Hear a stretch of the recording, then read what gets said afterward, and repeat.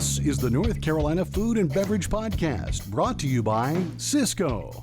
Sysco is here to help set you up for success by delivering high-quality foods, products, and services for your restaurant. Recording live to digital from the NCF&B studios in downtown Raleigh.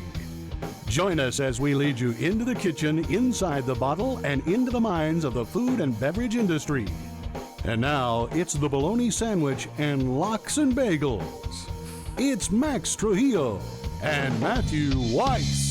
Hello, and thank you for listening to the North Carolina Food and Beverage Podcast. I am your co-host, Max Trujillo. And I am your co-host, Matthew Weiss. And speaking of quality food and quality cuts, we are heading out virtually to Anger, North Carolina today, which is not too far from my neck of the woods. But as we are getting into the holiday season and looking for all that great cuts of beef or pork or poultry or maybe even more on your table, starting to get the meat sweats over here. But we have the gents from the Carolina Butcher Shop, one Billy Schrader and John Arloskas.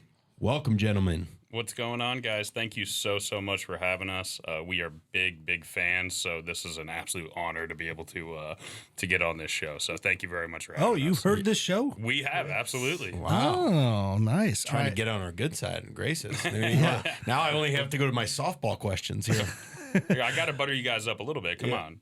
For well, sure. Matt said softball, but let's talk football. Matt, how was your weekend? Max is referring to, I was in Las Vegas this weekend, and his Raiders played my Giants. Ooh. And that part of the weekend was not stellar.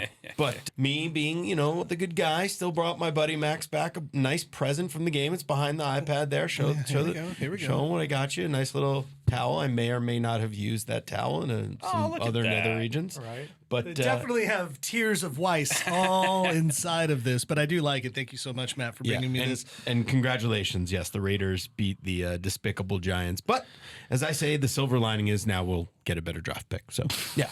Yes. But we are talking meat, and we're talking butchers out there in Angers. Am I saying it right? In Anger, yep. Yeah. And you guys come highly recommended to us. You couldn't get a higher basically connotation endorsement than none other than Kyle Sutton, who I believe the only person to be involved in all three Bubbles and Brisket each year. And we love him, and he's a great resource for us.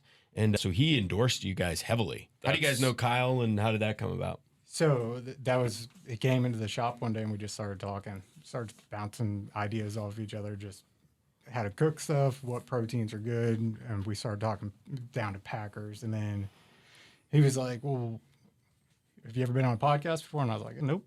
And so he's like, well, I've got some guys. Pull that microphone a little closer to your mic or to your mouth. There you go. There you go. My bad. So we started talking. He asked about the podcast, if I'd do it. And I was like, yeah, I'd love to. And then that's when he linked us up. Kyle's been great, though. Yeah. Definitely. He said his only regret that he didn't meet you guys earlier. Yeah, that's what he was saying. How long have you guys been in business? So we launched in 2015. So yeah, we're actually coming up on a 10-year anniversary here in a couple of years, and we're pretty excited about it. Like you said, we are down in Anger, which is a little bit of a haul from Raleigh, but it's not too bad. It took us about 35 minutes to get here to downtown Raleigh today from the shop. Pretty cool thing. And I just want to shout out to anybody who might be listening that voted for us in the Raleigh's Best competition. News and Observer just did the Raleigh's Best competition. This year we did win gold. So we won the best meat shop, best butcher shop in the Raleigh area, and we are all the way down in Anger. So that's pretty awesome. Wow, congratulations. Because is that technically Johnston County? We're actually in Harnett County. Harnett County. That's right. So we're right on the line there of Harnett and on Wake County. Yeah. Okay. Wow. And because you were just telling us before we got on mics that you were in home inspection business prior to that, or real estate business. Have you always been in dual roles, or how'd you get into this? So it's kind of an interesting story on how it worked out. And basically, I've always been a meat man my whole life. That's been my passion. My grandfather was actually a butcher. That's what he did. Oh. And it's something that I've always had interest in. My first job when I was 15 years old, I went out. I needed some money to, have money to take the girlfriend out to go to the movies, and I found a local grocery store that needed somebody to come in and clean their meat room at night. So that's how it all started. So when I was 15 years old, I was in there hosing out meat rooms and cleaning up, and I ended up absolutely falling in love with the trade at a young age. I was lucky enough that I had some kind of old school and kind of some hard-headed butchers back then that almost took me under their wing as a young guy and showed me the ropes. It was a long road from there. I ended up getting a meat apprenticeship, which I had to do to, really kind of, fasten those butcher skills to really, really get them to that top tier. At the time, I was in the New York, New Jersey area, so I was working out of Bergen County, New Jersey. It's kind of a higher-end area. And that was awesome, too, because just with, different catering events and stuff that we were doing in the city, we would really do some very high-end stuff and get to cut some stuff that in some other locations you might not be able to see. So it was awesome. Like what? So you would be doing, for example, people down here, you may do a couple of, Wagyu ribeyes every now and then. We had weddings up there that would cater whole events with, entire Wagyu rib rolls. So, these people, their prime rib was not prime. It was Wagyu prime rib, And there was just some very, very different cuts and stuff up there that was very cool to see. It's also, New Jersey, New York has a very large Italian influence. So you have a lot more of these Italian markets and that kind of stuff as compared to sometimes down here. And when it comes to the meat in the butcher world, a lot of Italian cuts and a lot of Italian cooking really help with that aspect of it. So that's definitely been cool. But after that, I actually spent a little time buying and selling meat in the city for a meat purveyor. So that's what I did for about a year or two. I discovered that I am not a good salesman. It's not what I like to do. I do not like to drive 4 hours in the car to show up and have someone say, I'm too busy to talk to you. Yeah, but you could listen to the North Carolina Food and Beverage podcast on those I did drives. do a lot of podcasting. I'll tell you, I listened to a lot of podcasts on those drives. Oh, yeah. That's right. But so to make a long story short, my sister had moved to the Raleigh area, had absolutely loved it for years. Billy over here, my partner, he's my brother-in-law. So they had lived down here, absolutely loved it. I came down to visit for a week, and I said, I'm not going back. Yeah. So I came down to Raleigh. I visited this city. I fell in love with it. We spent a couple nights on the town right down here, right where you guys are located, honestly. And I really just fell in love with the area. And honestly, I made at that point kind of a financial decision just with what the housing market was doing. My sister's in real estate. So when I had come down here, she said, hey, you should look into getting a home inspection license. The market's booming. Why don't you look into doing that? So I took 6-8 months away from doing meat, which I had done my whole life. And I decided to go and start going down that route of becoming a home inspector. So I did all my licensing. I became a licensed and certified home inspector. I started a home inspection company, ran it for about a year, and it was fun. It was good. I made a lot of contacts with a lot of local connections, which was very good for networking, but it just wasn't what I love to do. Yeah. It just wasn't. It paid the bills very well, I'll tell you that much, but at the end of the day, it wasn't enjoyable to me, and You mean finding something wrong with people's home and having to tell them that, like, oh, either you or your new buyers have to pay out thousands of dollars before you. That's not fun. It's not a pleasant experience. You don't get too many smiles. Yeah. So it's like, But we love the inspection department. Oh God. I will say this: my mom made her nut as a quality inspector working for Lockheed Missiles in Space, and so she would see like satellites and bombs and missiles. Oh, that's and an interesting game. Like pretty intense stuff. And it's kind of funny too, because if you know my mom, she's silly like I'm silly. Like how are you entrusted with such important things? I was going to say, what kind of family secrets has she told you, huh? That's just it. She can't tell me most of the things she's done. She's like, oh, that's all sworn to secrecy. Don't ever ask. I'm like, okay. I knew that like she was a part of the Hubble telescope. That was something that, and then when big things would happen, she's like, yeah, I had a little to do with that. I'm like, oh, okay. But our recent health permit stuff, and I'm not going to go off on all that, but like, who wants to see their health department or permitting department or building department just in general in life? You must have been like people don't like seeing you walk into a room. Exactly. And now I have the opposite. Now people come in and they're like, oh, give me a tomahawk steak, and they got a smile on their face. So. So glad you're here. Yeah. Well, what Max is referring to is we did a sausage party out in Asheville called Bubbles and Brats. You guys might have heard of it if you listen to the show. And basically, long story short, we had to pivot and go from a grand facing public event to a private event and refund everybody's money due to the Buncombe County Health Department not wanting us to really do this event. And the story gets deeper, but you guys had a sausage day today. You guys were preparing sausages. What do you, so that's every Tuesday you do that? Yeah, so typically every Tuesday we get in and we do, I don't know, 700 pound sausage. Yeah, And it's then- over 14 varieties. Yeah. So Oh shit! Yeah. Seriously. How much sausage are you making during this time? push about 1,000 pounds a week. Oh, wow. Yeah, and it's all handmade. I think 4 people do it today. So we were there 5 o'clock this morning, and that's the first thing we do. I mean, we use fresh quality pork butts. That's all we do is boneless pork butts. So we're not throwing any jowl meat or anything, any offcuts, nothing like that, which a lot of these major packers are going to do if you're buying stuff in massive bulk. So we just use boneless pork butts, beautiful quality stuff. We take that, we hand chop all that up. Once we have that done, we run it through our grinder, which is it's a big grinder. It's a commercial grinder, but it is, let's say it's a workhorse for what she does for our business. I'll tell you that much. She have a name, your grinder? She doesn't actually. What? Yeah. We got to come up with one, Billy. Yeah. Yeah, maybe Put by that on end the of- poll, Yeah, Quartz. yeah, absolutely. All I'm hearing is grinding and poles. Oh, all right. And butts. And butts, yeah, Yeah. the pork butts. Boneless butts. This is nice. I don't know what kind of show this was. Cool. Yeah. All right.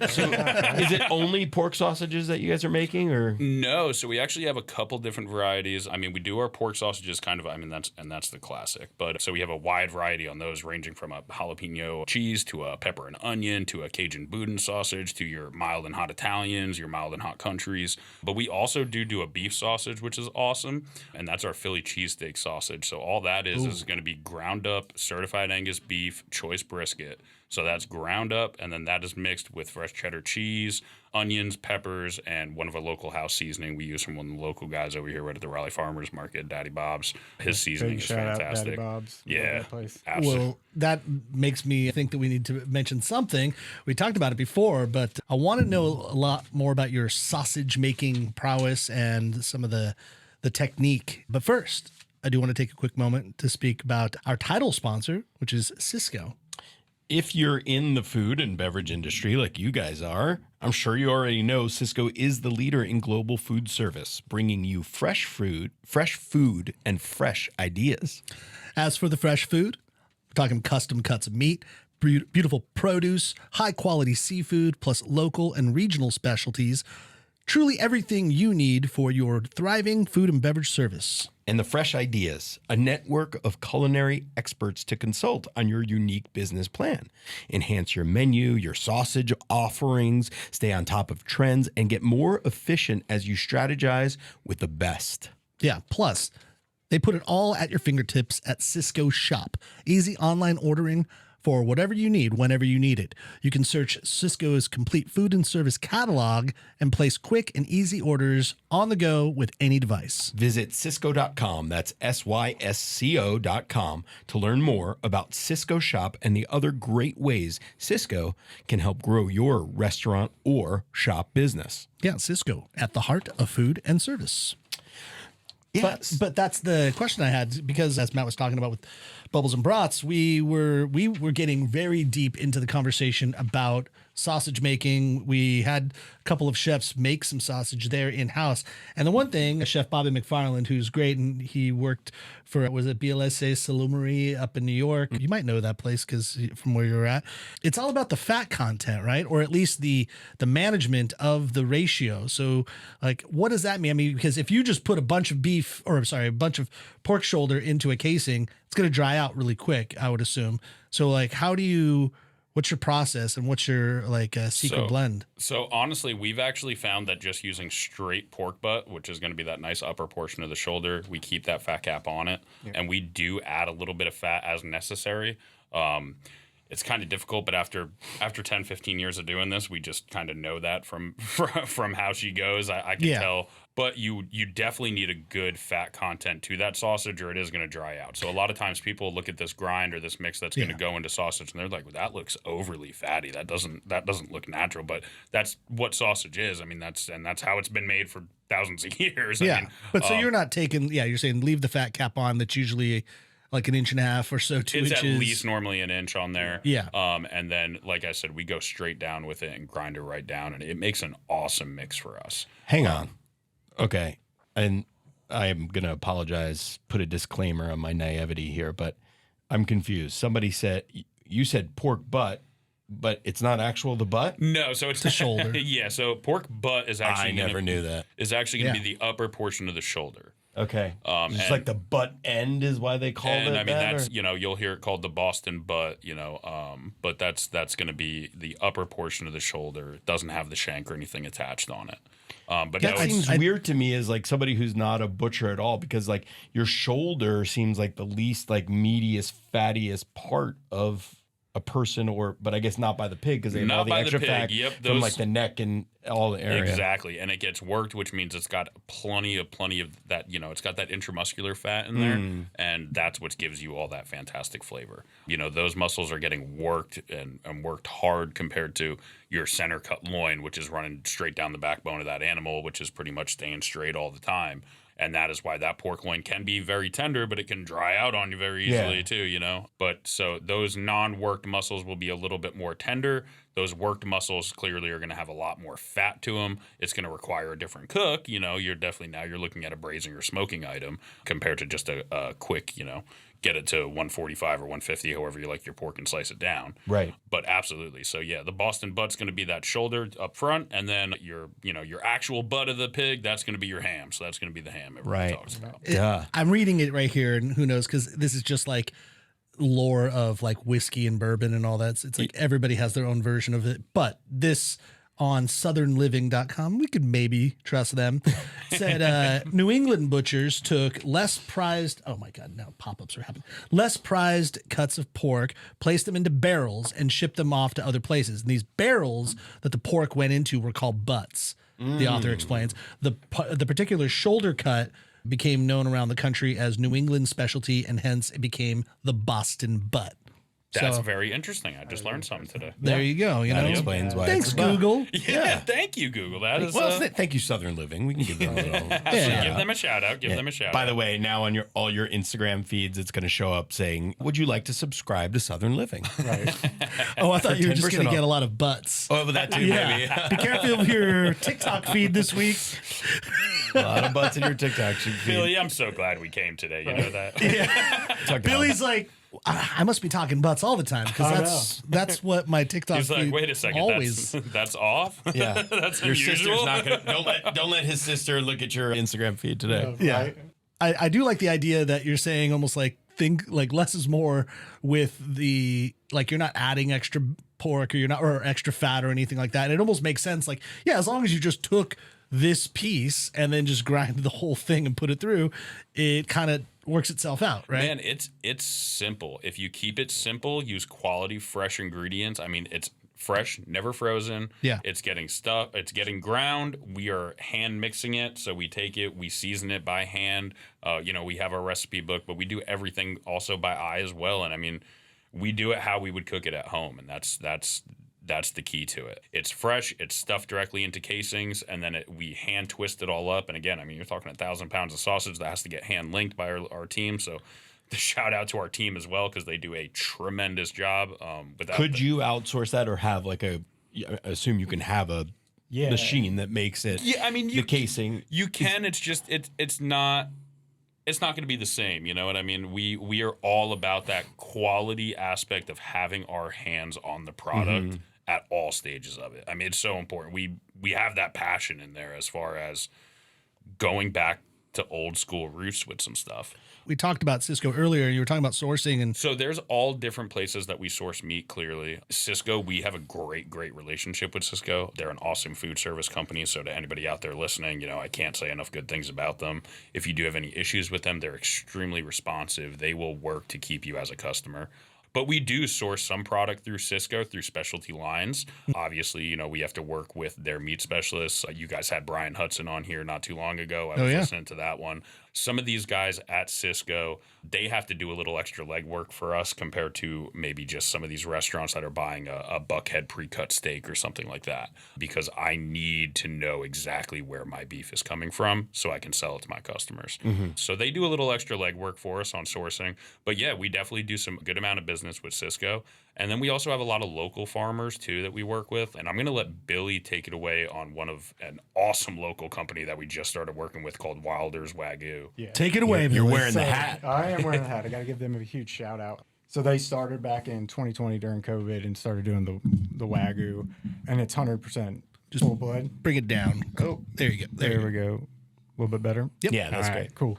So they started 2020. They are doing it the right way, in my opinion. You've got these big American Wagyu companies that claim to be Wagyu, and there's no set standard with the American Wagyu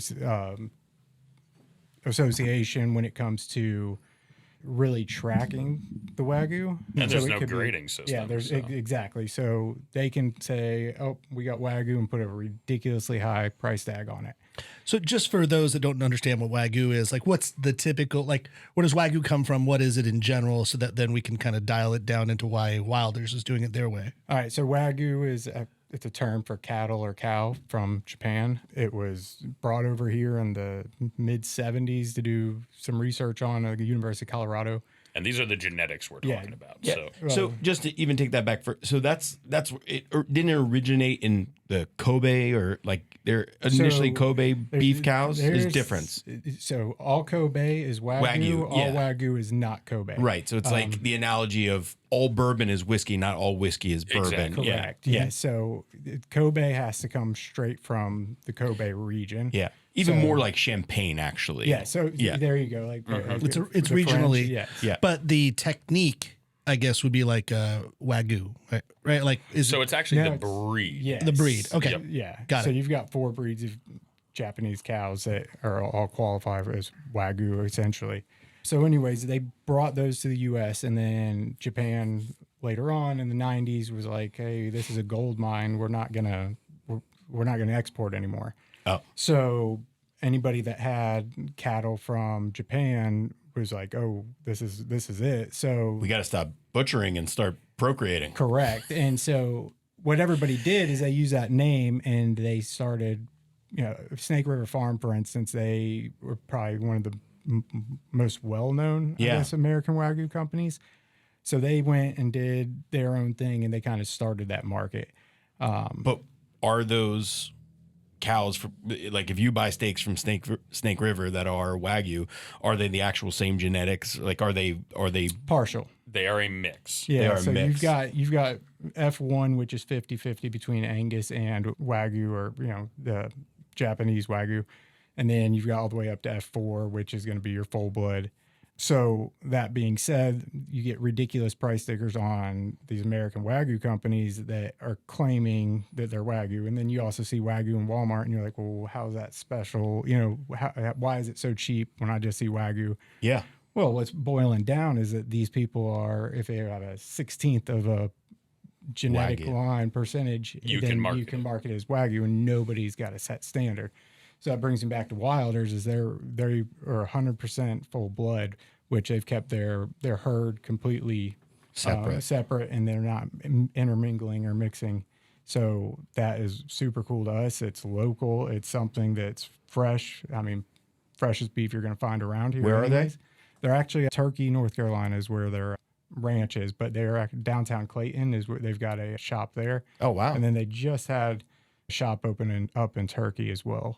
So Wait, there's a town called Turkey, North Carolina. There it is. yes, Yeah. home of the Home of the Wilders Wagyu beef company. You get beef at Turkey. Yeah, well, as we were mentioning earlier with Kyle Sutton, he was introducing us, and then Kyle, I mean, he is a food nerd, right? Like, I think we can all appreciate that Kyle really knows his stuff. He even went on to say when he was introducing us via text, they're my go-to everyday shopping, as well as specialty items like Joyce Farm Turkey and A5 Kojeshima Wagyu. What is that? A5. So that's going to be the prefecture that it's coming from. And we do carry, again, like Billy was talking about, and Wagyu, it gets kind of complicated with all the different levels of it. So there is, like he was talking about, the American Wagyu, where there's these F1 and they're breeding Wagyu cattle, or cattle with Wagyu genetics, with Angus cattle. Now you have Australian Wagyu, which is going to be, they're doing kind of the same program in Australia, where they are taking Japanese genetics and they're mixing them with some of these Angus cows, and they're really producing some amazing Real product. quick, the cool thing about them is they've got a grading scale. So you'll see BMS, which is beef marbling scale, up to 9+, whereas you've got Japanese BMS goes all the way up to 12. So your A5 is going to be between that 10 and 12 range. And then, So A5 is the prefecture where these cows originated from. No, so A5 is going to be the grading scale. That's going to be basically, it's going to be, in our eyes, it's going to be like a USDA prime. Okay. It's going to be it even goes higher. by, so for it to be A, it's got to have a certain amount of fat to beef ratio. So just like when they core out a tuna, for instance, and they read the body fat, yes, they do similar situation to beef to figure out what the actual level of it is. And everything now, I mean, they have technology, these IMF cameras, which are intramuscular fat cameras. So, I mean, they're cameras that can literally scan through the carcass and they can tell you what that marbling content is going to be throughout that piece of beef. So what would my grading be?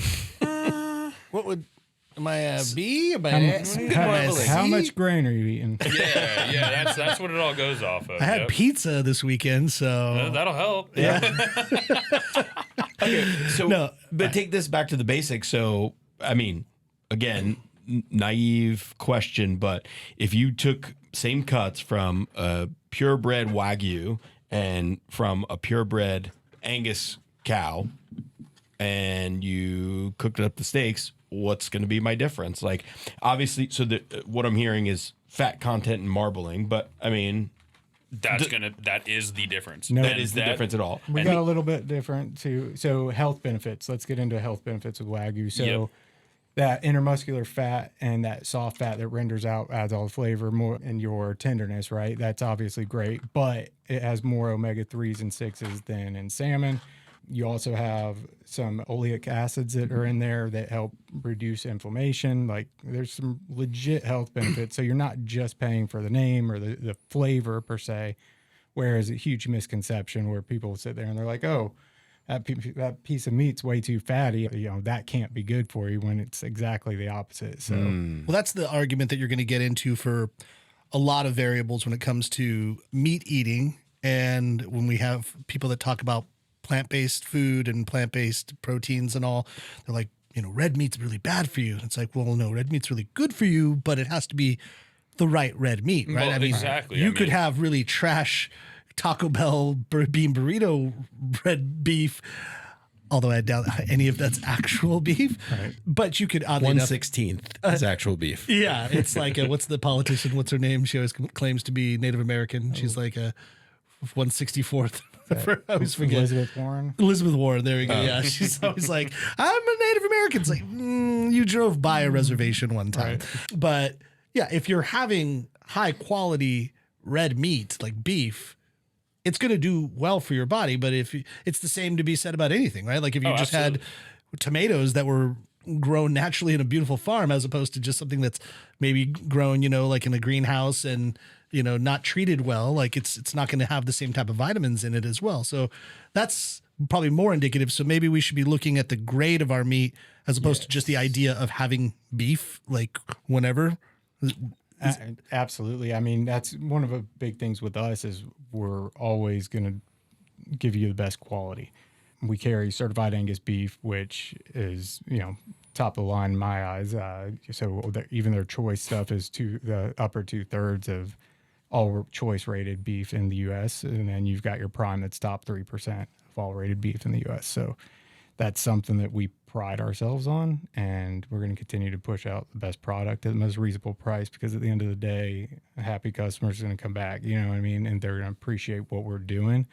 And, you know, that's where we want to go, is make the customers happy, but also put, you know, a product that we can stand by. All right, well, let's take a quick moment to talk to our friend Lane over at Carrboro Coffee Roasters. Lane, how are you doing? Doing really well. How you doing? Not too bad at all. Yeah, we're just talking meat. Well, there's nothing better than meat, especially when you get down to November and December. Everybody brings folks over to have the turkey and the sirloin and the steaks. So yeah. So we actually we're really excited. We just finished dialing in our new holiday blend, and this is, we call it Winter Solstice. It's from one of our long-term farmer partners, Luis Alberto Valadore. He's from Nicaragua, and his farm is called Finca and Regala de Dios, which means appropriately a gift from God. So this is a coffee that we're really excited about, because we we took 3 of his different cherry varietals, washed Americatura, a honey pecamera, and a natural bourbon, and mixed them together. And I really love it because it kind of tastes like the holidays. It has like a super sweet medium body. It has chocolate, red cherries, some candied fruit and the aroma, and also the flavors. And all of that's balanced in a really lush caramel base with some, of course, because it's the holiday, some hints of baking spices. So things you might put in your gingerbread or your apple pie or your pumpkin pie. So it's really quite a lovely coffee for the holidays. And we just finished dialing it in today. So we're going to be releasing it to our cafes and wholesale customers next week. And you're the first ones to see it. Wow, thank you. And instead of getting the meat sweats, now I feel like energized and caffeinated. So this is a double win. Well, thank you, Lane. And 'tis the season. So it's upon us. We appreciate it. For those out there looking where to get your coffee, go to CarrboroCoffeeRoasters.com and check them out and go and visit them at their locations all through the Triangle. But thanks very much, Lane. Okay, take care. Have a good holiday. Thank you. Bye-bye. And one of the biggest things that, me and Billy, my brother, talk about is we've made a ton of relationships, and that is, we're not in this ball game to get rich. We're in this ball game because we want to go to work every day and not hate our jobs. And we love what we do and our customers. And I've said it before in our live videos and talking about stuff, just like how we just, hit that Raleigh's best. We truly do have the best customers in the world. They are awesome. I mean, they come in as new customers and they leave as friends. I mean, we have these conversations right in the shop. And that's something that's, and I'll say right now, thank you to all the big grocery stores over the past 20 years that have destroyed that, because that is why we succeed. Yeah. You walk into a Lowe's Foods, good luck even finding a butcher. They don't even have butchers anymore. Now all this stuff is coming in pre-packed from a factory somewhere. Yeah. And find someone knowledgeable to talk about it. I mean, that's all people want. They want to be able to come in. They want to have a conversation on maybe even talking about new different cuts of steak. They want to cut or new different cuts of meat on different cooking methods. They want a personal connection. And I mean, it's that simple. Little oddball question for you, John. Has any of your customers ever tattooed your logo on their body? Not that I know of. However, if somebody were to get our logo tattooed on them, we could probably work out something real special here. Matt, why are you even, because this is a very weird question for you to ask. Oddball question. Why are you asking this? But good conversation nonetheless. The reason I'm asking this is because we are actually welcoming a new sponsor to the podcast, somebody who was very helpful to us in setting off our Where Do We Eat series, the first episode featuring Jess Sims of Peloton and ESPN Game Day, which if you haven't watched it, it's on our YouTube channel and soon to be released audio episode. Oh, that's awesome. The one interesting thing about Duke's is they are the most tattooed Mayo brand in the entire world. I bet you didn't know that. Hellman's. Yeah. Right. Yeah. Or Best Foods. QP. You don't get tattoos, do you? Yeah. Yeah. So this one little snippets of many to come about Duke's mayonnaise. For over 100 years, Duke's has been adding Southern flavors to make good things better. For more information, visit dukesmayo.com or follow at Dukes_mayonnaise on Instagram. Yeah. Thank you, Duke's. Yeah. By the way, I always thought like Duke's was like the biggest thing on the East Coast, but like they're kind of a small company. They're really popular in the Carolinas, but they're a locally sourced brand, which is interesting. I mean, growing up on the West Coast, it was all Best Foods, which is essentially the same as Hellman's, just like a different logo, like Carl's Jr. and Hardee's. They're like the same thing, just a different brand name. But it is kind of cool supporting Duke's because they're not only delicious, but they're local. They're like a true Carolina brand. They were founded in Greenville, South Carolina in 1917. We're giving away all the facts. Don't give away all the facts. We got more things to I'm come. telling you, they got their following. People, they have their fanboys. My girl is one of them. Yeah. When I came down, originally when I had moved down here and, I went for shopping and I was like, oh, grab the thing of Hellman. She grabbed that thing out of my hand. It was like, oh, that was like fighting words right there. Yeah. What's this Jersey boy doing with his helmet? Yeah. But yeah, so back to your guys' story, because you were talking about, and that's fascinating. I'll ask you, how did you go about learning all this information and now being, from where I'm sitting, an expert on beef? So honestly, I got some tips. I've worked in restaurants. You got some tips, Yeah, pun intended. yeah. Some tri-tips. Yes, we got plenty of those. But I worked in restaurants here and there when I was growing up, so I had a little bit of knife skills. But then I got with John. John taught me a few things with the knife, and then honestly, YouTube. As crazy as it is, YouTube and repetition. And then I just started researching everything. I didn't ever want to have an answer or not have an answer for a customer if they're asking me something. And it goes hand in hand. Like I enjoy cooking, and so I was like, well, I'll just learn and become a better cook as well. So that's kind of where we went from there.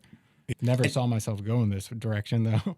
Well, back to that. So we got off topic, but you started the shop in 2015 and you were in the home inspection business and we got away from that. But so where was it that said, okay, let's open up the shop. Let's be butchers. So actually, and this is another one of it. It's me, my partner here, Billy, and then we have another partner, John. And John, it was originally his idea to open up this butcher shop. He always wanted to own one. Same thing. I believe his father was actually a butcher, and he's always wanted to own one too. So we had all gotten together, and at that point, it happened. And where we are at, we are just so thankful and grateful for it.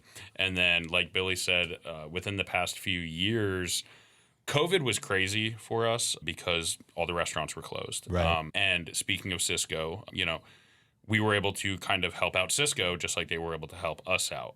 When all the restaurants closed and all of a sudden Cisco is sitting stuck on a lot of product. And I'm talking high-end product, high-end steaks that now the restaurants are closed. They can't purchase it. Well, we, as a retailer that was still open, we had to line out our door for people coming in to fill up. It was a very uncertain time. It was scary. It was terrifying, Mm-hmm. So people are sitting there filling up what they can, and that helped us out a lot. It built our brand exposure quite a bit. People drove to find us. They were going to Food Lion or going to Lowe's Foods, and the cases were completely empty. And because of Cisco and the relationship we had, we were fully loaded on product. So it helped us out tremendously. After that, we've only continued to grow since COVID. And that is when, my brother-in-law here, he was finishing up his time and he was in the reserves, just kind of a couple more years left. I looked at him and I said, hey, man, I need some help over here. You know what I mean? And he came on board. And like you said, in a year and a half, and I mean, I've been doing this now for 15 years. I've worked with a lot of meat cutters. I've worked with a lot of butchers, a lot of meat managers, a lot of meat specialists. He's picked up this trade in a year and a half, like absolutely crazy. And again, That's cool. It's strictly the passion. Yeah. I mean, me and him, and he'll tell you, his wife hates it. My gal, she hates it. We're at home all night, and all we do is talk about meat, or we're Googling something, we're YouTubing something. I mean, and all they can say is, can you guys just not talk about? And I mean, even when we get together for family events, we had my father's birthday party the other night. We're sitting there. They're all trying to have a conversation about something. We're talking about, we need to cut the Bavette steaks for the for the shop next week. And I mean, again, it goes back to our customers, man. These people come in, they have a smile on their face, they leave us 5-star reviews. They're so happy with our product. I mean, we don't get complaints. It makes it so worth it. We can't be happier that we get to wake up in the morning at 5 o'clock and go make 1,000 pounds of sausage like that. We're blessed to be able to do that. Honestly, I have a similar thought, and I've mentioned this as an observation just in general when it comes to like serving the public. And if you work at a place, like let's say you work at the DMV, no one's excited to see you and you're not excited to see them. That like everybody just has to be here. But like I worked in high school, I worked at a tennis shop, Well, hold on though. If you're just going to get your license for the driver's license for the first time, you're probably pretty freaking excited to see the DMV person. Sure, Matt. Thanks for shitting on my point. You're anyway, welcome. Let's just get Where through. were we? Yeah. So yeah, no. Nobody likes to see the funeral home specialist. How about that? I don't know. That grandma was such a pain in the ass. You're like, good riddance, and what did she leave me? about damn time. Yeah. Oh man. See you, Drunkle. Drunkle. Oh, that's what I should have dressed up for Halloween. I always forget. Drunk Uncle's the best. Anyhow, but I worked at a tennis shop, right? And it's like the idea is if you work like at a hobby shop or a sport, like something where it's about the craft, it's about the thing, then the people that come in, they're there because you're there for like helping them get to like the thing they love the most. Yep. And I mean, don't get me wrong, like you're selling food, so of course it's a necessity, but you could get your food anywhere. But if you chose to go to a really nice butcher shop, that means that you care. Like the Kyle Suttons of the world look at your butcher shop the way, like my buddy, like Penn looks at a tennis shop. You know what I mean? The idea is like they're obsessed with tennis. They want to go in there. They want to look at all the shoes, all the rackets. They want to ask every question about everything. What's the best strings I should use in my racket? Yeah. A little cat gut, by the way. Ooh, you guys can throw that into your butcher shop. Right. But I mean, that's Kyle Sutton walking in. He's asking, what's everything that's available? What can I get? What can't I get? Why can't I get it? When is it coming in? What day is your delivery? When can I, Tuesdays, Matt, typically for retail is when all the retail stuff gets delivered. That's why there's like Tuesdays, remember, what is it? Tuesdays something? I don't know. There's a retail store called Tuesdays. It's because that's when all the stuff gets delivered. Anyhow, you have good clientele in that scenario, but when you're selling things that are commonplace, or I'm sure like the guy at Food Lion's not like, I love my clientele, because he's like, I get everyone here. They're pissed that they're here. They're like, oh man, if you just find yourself on a Friday night in Food Lion, you're like, what have I done? Where did my life go? Not to the employees. I'm saying you, like the customer, I don't know. My wife says that my favorite place to go is a grocery store. So, oh yeah. Okay. I'm always in there doing something, figuring out something, but it goes back to what you're saying, though, is, what we really enjoy doing. And we're noticing that a lot of people are, I guess, being more aware of where your food's coming from and what's going into your food. And I mean, you go anywhere and you can just read the label, but really what's that label telling you? You know what I mean? And having somebody there that can explain, I mean, from basically anything about that label to pasture raised to, your true organic antibiotic free stuff, like that's nice to have. And it's something that, 2 years ago, before I really got into this industry, I just saw antibiotic free and was like, oh, that must be good for me. So I'm going to buy it, and it may not be. That makes me think. My wife is one of those people that is always like, oh, I don't want a fatty steak. I want a lean cut, because I think that. So if you are very health conscious, and I know maybe this is what's meeting in the middle, I guess, what's like a cut that we should be doubling down on, especially that we could cook at home. That's with the people that have an issue if a steak's fatty, that it has best of both worlds, where it's like got that lean flavor, but also all those omegas and good stuff for us. I would say a sirloin steak. Sirloin. I mean, basically, in my eyes, the most healthy steak you're going to buy is going to be the leanest thing you can buy, which is going to be filet mignon. So it's going to be super tender. You're going to eat it with a spoon. It's going to be great. Yeah, but you're not going to have all those benefits that you were talking about, like if you were to get a ribeye or a Wagyu. Yes, and you'll get some of those benefits, but the biggest thing you're going to miss out on is that beefy flavor. Now, that beefy flavor comes from that fat. So a ribeye, something like that, that's got that heavy intramuscular fat, and the fat just around it is going to give you that good flavor. Now, a New York strip steak's going to be a good in between, because that's going to be leaner than a ribeye, a little more fat and flavor than a fillet. Yeah. But a sirloin steak is going to be very, very lean, nice and healthy, not as tender as a strip steak or something like that. But it's going to be a good price conscious point too. It's going to be economical. It's going to be healthy. It's going to be lean. It's going to be a nice looking piece of meat, and it's going to eat well. Billy, what do you think? Well, because if you ask a butcher this question, he's going to give you 6 different answers. Well, I'm all curious about the offcuts, stuff that people don't typically see or hear, and it's just they don't look as pretty, and that you can't. I don't want to say you can't mark them up crazy high, but a lot of people just stay away from them because they're hard to do or whatever. So like Denver cut is probably my go-to for price conscious. Great marbling throughout. I think it eats better than a strip personally, and has more flavor and a little bit more tenderness. And if you look at it, it's going to be marbled significantly more than any of your sirloins, which is going to be lean, and even your strip, especially when it comes to choice. A lot of people look at choice Denver's and they're like, whoa, is this Wagyu? Because of how much marbling is. And if you don't butcher a strip properly, it's like tough as shit to cook through. I always feel. Yeah, there's certain, your strip loin, you have a couple sides to it. So you got one side of your strip loin to your center cuts that are going to be beautiful and nice and clean. And then you're going to get to your end steaks, which have a nice big piece of sinew running through the center of them. Some people call them seam steaks. But a lot of restaurants and unfortunately, a lot of places that do cut and pre-pack this meat that's going for food service, so that restaurants are going to buy, unfortunately, they have to take the good with the bad on the strip loin. So those 4 or 5 end steaks that really aren't going to eat great, that packer's got to put them in the box with them. Versus what do you guys do? So, for example, the way we cut them is I will cut and he'll cut all straight down center cuts, and then as soon as we see a steak that me and him would not take home and grill for our families, I'm going to take that, I'm going to seam it out, I'm going to take all the fat off it, I'm going to take that piece of sinew out of the center of it, and now I'm going to cut it into some beautiful fajita meat for out my case. So now it's going to be seamed out, it's going to be in strips, the customer goes and grabs it, they throw it in the frying pan, they got fajita. Perfect, yeah. And what is the Denver cut? So it comes from the chuck roll. It's basically, it sits underneath the shoulder blade, and it's right on top of the ribs, the short rib. And it's a lot of people, you'll see it merchandised at Costco, for instance. They've got a huge thing, and they call them boneless short ribs. And so a lot of restaurants are doing that. They're taking these and they're using them as boneless short ribs. You can braise them. You can do pretty much anything. I will say, if you get too thick of a cut and try and use that as a Denver and cook it up like a steak, it's not going to be as tender. So typically about an inch thick, and then cut right, and you're in good shape. you got a tasty steak there. But I will also tell you, because like he said, I mean, for the longest time, these were just called boneless short ribs. People just braised them.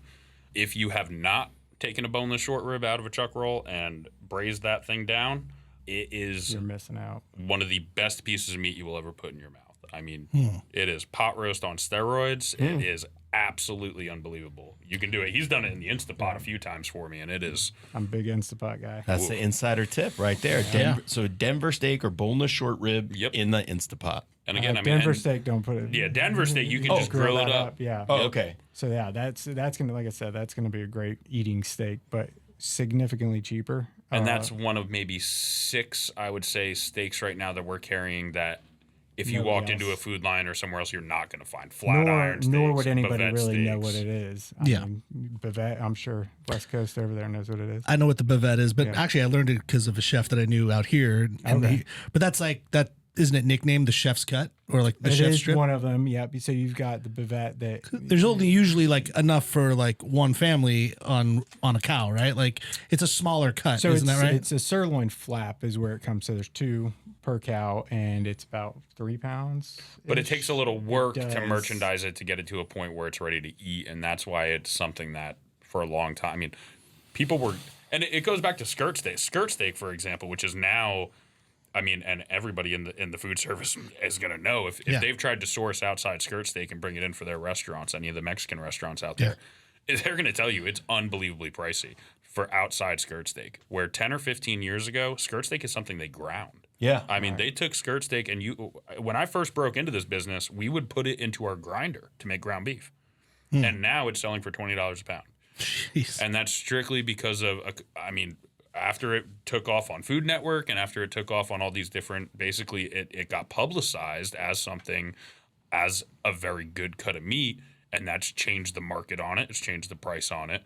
And some of these cuts that he's talking about right now are cuts that I guarantee you in the future, the same exact thing is going to happen. Yeah, because if you go into like a French restaurant, like a bistro, and you were to get like the steak frite or something like that, it would typically be skirt steak and fries, right? Could be a skirt steak. Bavette is another one that they've been using. Yep. Oh, okay. It's significantly cheaper than skirt. Now, that's probably why, is because it's switched from the skirt steak. It's a cheaper price point, but the Bavette is one, and that's a French term anyways. I think bib is because of the way it's shaped is why they call it that. Okay. Absolutely delicious piece of meat. Just to let you know, I took one home the other day. I seared that thing up real quick, 2 minutes each side, sliced it across the grain. It was fantastic. It goes back to what you can do with meat. Like if you go in and ask if you're familiar with ranchera steak, which is essentially a Bavette or sirloin flap, double butterflied, and now you've got essentially a skirt steak, but better flavor. But people don't know about it, so somebody will catch on, and then they'll start charging an arm and a leg for it. I need these guys just like hanging out in my house at all times. Because it's like, yeah, you can go to the butcher shop or other stuff and or listen to this episode. but sometimes you take home a cut and you're like, oh, well, what's the best way to cook this? And that's another thing you guys do is the consultation about like, oh, this you should smoke, this you should pan sear, this you should grill. Besides calling you guys, how do we get to know that? Honestly, Google, man. I mean, there's so many. Google and YouTube is such. I mean, nowadays it's amazing the tools that we have at our disposal in order to make amazing food. I mean, you can find places like our shop where you can go source extremely good quality meat, and then you can Google a recipe and follow it to the T, and it's most likely gonna come out very good. So But you get in the smoking game, then things change a little bit. absolutely, but that's the beauty of our shop too, and that's why I say we love it so much is that fact that customers come in, and I mean, I have grandmothers that are twice my age that come in and ask me, how do I cook this chicken breast? And I kind of look at them and I'm like, how did you make it this far? It's a chicken breast. That's no disrespect. No, it's not. But what I mean is, out. it's, it goes back to that thing where I was talking about the pride behind it. I can then sit there and I can explain to somebody who is uncomfortable or doesn't know how to cook something or came in this shop in an uncomfortable position, you know what I mean? A non-confident position. Yeah. And I can be friendly with them. I can make a friend. They leave with a product, so they make a purchase from me, which is great for business. And then at the end of the day, I know that it's going to be a good quality. If they listen to what I said and, that conversation went well, they're going to be happy with that piece of meat because I know that me and Billy have sourced a good quality piece, and I know that me and him have cut it good quality. So we tell them how to cook it well. They're going to be back in our shop, and they're going to have a smile on their face, and they're going to say, what do I want to try next? And I mean, it's the name of that's the beauty of it. That's the fun. I mean, like right. I can't express that point enough, is just literally serving, and we don't even cook this food, but just serving good quality product to our customers and having them come in and just hearing the reviews about it it's so satisfying. It is. I mean, and it goes back to just handling the meat, like we were talking about. Like certain times you go to a restaurant, you get a sirloin steak, and then you literally have this piece of gristle right through the middle. You can't even cut it with a knife. Yeah. And you're like, what the heck is this? And it's a little, hockey puck type steak that you have to cut around. And then you're like, how's that? Not highway robbery, essentially. Yeah. And I get it. A lot of, grocery stores and stuff, you got to merchandise every dollar they can to make a profit. We're not that way. Like I said, if it's not going to get if it's not something I would bring home and cook for my family, then I'm going to put it in my grinder and I'm going to make ground beef out of it. Yeah. I had a question about ground beef because where Matt was going when he asked about, like his wife was concerned about like fat content and all that. And you've got all the different percentages. You can do the 60-40, 70-30, 80-20 on the ground. Well, for one, I guess I could ask like what would be like the grind that you would definitely recommend if you're making burgers at home, and like how would you do that and why? And then with the difference of like the grass fed versus maybe the grain fed and all, what's the type of ground beef that you need to have for like the ultimate burger meat? So, and that's another one where whoever you ask is gonna have a different idea. But basically, I'm asking you. So burgers, you need high fat content. So I mean, a ground chuck and 80-20, that's the leanest I would go. I mean, I want 20% We don't do fat. 80-20, I promise you that. like if we're making burgers, we're going to do them even fattier than that just to get that. I mean, honestly, you want like a 60-40 for a really good burger. Yeah. Now, if I'm doing tacos or something, if you're making tacos at home and you got to season them up, you're going to add a little water to that pan too. Now I don't want a 70% beef and 30% fat so that I got to sit there and drain all that off. Right. Now a ground sirloin is going to work perfect. So on what you're cooking really depends. If you're making a spaghetti sauce, you're making a chili, you're doing something like that, you can use a ground round or a ground sirloin. That's going to be like an 85 or a 90. I go higher fat content for chili. It'll give you more flavor for sure. But there, some people that want to shy away from that fat. Basically, you're looking at moist cooks. That's what that ground beef is good for. Yeah. Now, if you're dry cooking something over a hot fire, you're going to want that fat content to it. So, and even, like a meatloaf or something like that, if you're throwing that in an oven and, you're going to put some other stuff in there, whether you're putting eggs or your pasta sauce, and you're putting some other stuff into that meatloaf too. But you want that fat content because it's going to sit in that oven at 350 for 45 minutes. You need it in there. Yeah, so. It's going to dry out and you won't be able to maintain it because it's in that box for that long amount of time. It's different if you're like tending to it or you got it on the stovetop, where you're at. But in that situation, you need the fat content. Fat is flavor, my friends. Let's let fat is flavor. Yeah. And like he said, when it comes to, there's different types of fat. So when it comes to that intramuscular fat, that IMF, like which is huge in the Wagyu steaks, that stuff it's different fat. It's healthier fat. He's the expert on that one. He's done a ton of research, but it's honestly truly incredible to see. It's very interesting. Yeah. Well, before we get out here, Yeah. just we've spent a lot of time on beef, but you guys don't offer just beef. You do a lot of Joyce Farms chicken. Who Joyce Farms was back in the day, and a great episode. We had them back to talk about regenerative farming. Yeah, that was amazing. Because it was so amazing. What else do you guys do? Like, what are some of the off or different animals that you can purchase? So right now, we definitely, our main focus is obviously going to be beef, pork, chicken. With this holiday coming up, Thanksgiving, we are still taking our turkey pre-orders right now for Joyce Farms beautiful turkeys. We do. And the Heritage, which Yep. I think we are probably pretty sold close out. to sold out. We do oven ready options and all that kind of stuff too, which is awesome. So we'll fully clean up those birds. We'll rub them down with butter. We'll season them with salt, pepper, garlic, some fresh rosemary, thyme, and sage. Put them in a foil roasting pan. That way the customer gets home, they cut the plastic off, they put it right in the oven. It's Love done. that. Oh, simple. That's Yep. awesome. So they don't have to take it out of the bag and wash it in their sink, and they don't have to do anything. We do all the work for them if they get that oven ready option. So turkey's a big one. Talking about some other stuff. I carry quail in the shop. We got ducks in the shop.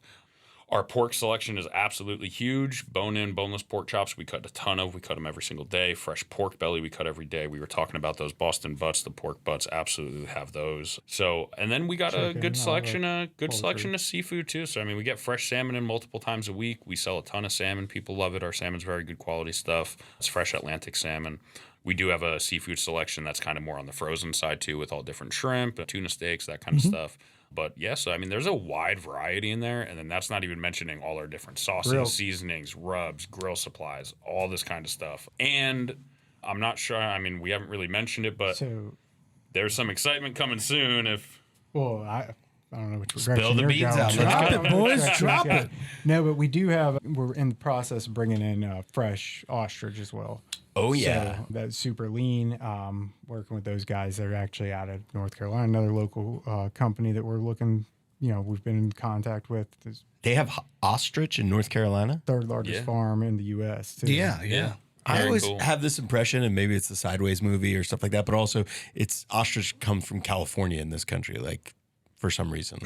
No, there is a big California Right. farm for ostrich and emu and all that, but no, yeah, you're right. I've heard about the ostrich farm out here in North Carolina. Yeah, and We got to get those guys on. Yeah, Yeah. I can reach out to them. Yeah. They're fantastic. Yeah, very interesting guys. And I think I haven't confirmed, but they're rumored to be setting up their own processing facility as well. Seriously, the first question is just ostrich? Yeah. Like what? How? Why? Have you had ostrich burgers? Oh yeah. Yeah.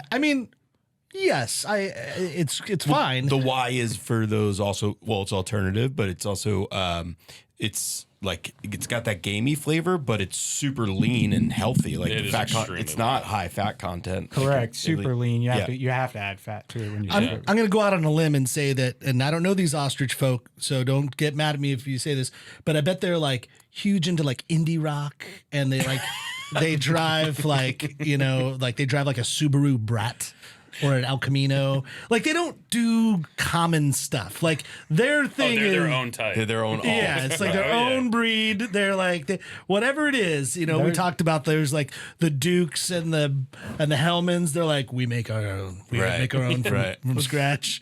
It's an interesting. What do you do for a living? guys I'm an are ostrich super, farmer. super cool, down to earth. You guys will like them. I definitely will reach out and Yeah. put them in contact with you guys. But Do you going back? just to play this horrible meat devil's advocate, just to say it, do you guys walk in the lane of alternative meats and plant-based meats? Is there anything that would make sense in your shop for that world? So we currently don't. We've during the summer, I'll carry like garden burgers, just some veggie burgers, some Beyond burgers, that kind of stuff, just to help out. There's some people Yeah, who 'cause come customer in and- might want a variable while some they're people there. come, but honestly, at this moment, I don't have any in stock. I'm not a huge fan. I get it, and we've carried it in the past for alternative options. I guess if you're having a party, like we'll have a couple boxes on hand, but it's not something that we're ever going to really carry. And Yeah. Billy's like, the rolls are over there. All right. yeah, I want to try and keep it as much as of a butcher shop as possible. And Yeah. people Well, have it gone makes so sense. Like, far if- away from it. If you're a specialty shop, you're not going to also sell motor oil or something Right. like something Yeah. that's not Well, I don't know. Maybe it would sell oil. No, but from a customer service perspective, like, right, I'm having a cookout, or and Yeah, you don't have to I have go- the one friend or the couple that's vegetarian, so I don't want to have to go to a different place to get it. So exactly. Yeah. But what I was going to say, and what I was hinting at a little bit, is we are going to be expanding the shop. So in the next year and a half, it's going to look very different, which is pretty cool, and we're very excited about it. We're going to be expanding out both sides, so we're blowing out into both units. Hopefully, it's going to be almost triple the square footage of what we're at right now. Right. Oh, wow. That's huge. Yeah, and we'll be serving. We're going to be doing basically, it's going to be like a Carolina barbecue supply company, which is just going to be all grills, pellets, all that kind of stuff. So you'll be able to also shop for all your smoking needs, Smart. your grilling needs, and all that. And then on the other side of it, we're going to be doing a lot more of kind of some prepared food. So it's going to be more of a deli atmosphere. So that way, not only can you come in and grab all your meats and stuff to grill up, but we'll be slicing down cold cuts. We'll have all different homemade pasta salads, all different homemade sides, stuff that you can kind of take and bake meals, stuff where if you don't want to stop at Wendy's, come on by, grab a $10 dish, take it home, preheat your oven to 350, throw it right in, you're going to be ready to go. Yeah. So we got a lot of exciting changes coming. We're pretty amped for it, and it's going to continue to grow. And like I said, I mean, it's because of two reasons. We got the best staff in the world, and we got the best customers in the world. So me and Billy, our other business partner John, we are beyond blessed, guys. Yeah, we are. One last question because you just mentioned it, before we get out of here, for me at least. Smokers. Yes. What's your smoker of choice for your home, for your house? Billy. Personally, right now, for the average person that just wants to get into it or whatever, I would definitely recommend a pellet smoker. It's Those super- are like the simplest, right? yeah, I mean, if you go on these forums, you're gonna get called easy bake oven, all that stuff. But at the end of the day, like time is money. So I'm not gonna sit out there and tend to a fire because one, like it takes time, but two, my wife would get real mad at me because I'd be pretty drunk and the food probably get burnt. But yeah, you've got your Traegers, your Pit Bosses. As long as you go by, a quality product, RecTech is probably my favorite right now. Okay. Huge, like they do a great job. Bunch of accessories in the pellet world, I guess. Yeah. And then obviously the ceramic eggs. I mean, Big Green Egg's fantastic. I have a Commodore myself. Yep. Yep. I just can't get past, like, I can't cook something that's pellet organic or like because it makes me sound like, or it makes me feel like we're like hamsters or something. Yeah, like I it's get pellet that. food. It's, You know what I mean? It's like you're gonna serve it in a habit trail. Like what Right. is little tiny pellets are coming down? But I get it. It makes sense. You're just kind of like slowly feeding the Well, fire. the auger. I mean, because they're electric. Well, all the pellet ones that I've seen are all electric, so it's got the auger and just And it's just Yeah. keeping that Do- temperature perfect. right. you know? Exactly. Yeah. So now the ceramic eggs are fantastic for smoking stuff because They're stable. they are stable. Plus, you can get that temp up real quick. Whereas if you're using an offset or something like that, like good luck. Yeah. So Yeah. Well, Matt, what do you got? Well, I have a Camp Chef pellet smoker myself. Oh, yeah, So, yeah. But it's good, right? Yeah, it's great. I mean, yeah, it's easy. I mean, the temperature does fluctuate, especially if you're opening to check and stuff like Right. that. But yeah, it's pretty easy. And yeah, I'm not trying to win any cooking or smoking competition. So when I do the whole birds for Thanksgiving, I'm pretty happy how they come out. That's about Oh it. yeah. Oh shoot. I have one more question, and it was back to the turkey for Thanksgiving.